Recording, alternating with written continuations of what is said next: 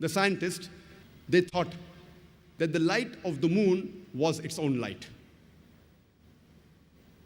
But Quran says in Surah Furqan, chapter number 25, verse number 61, blessed is he, that is Allah subhanahu wa ta'ala, who has made the constellations in the sky and placed therein sun, that is a lamp, having its own light, and moon, having borrowed light.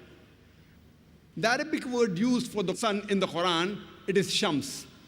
And its light is always described as siraj, wahaj, or diya, which means a torch having a light of its own, or a blazing lamp, or a shining glory.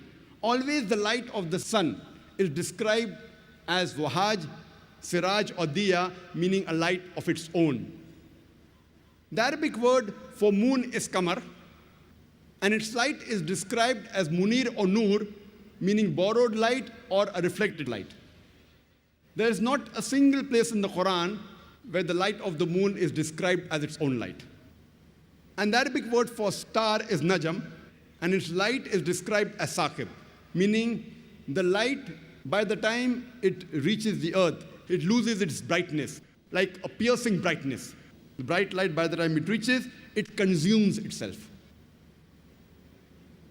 And this message, that the sun has its own light, describing as wahaj, siraj, or diya, and the moon having borrowed light, that is munir, or reflection of nur, is mentioned in several places in the Quran, including Surah Yunus, chapter number 10, verse number 5, as well as Surah Nuh, chapter number 71, verse number 15 and 16.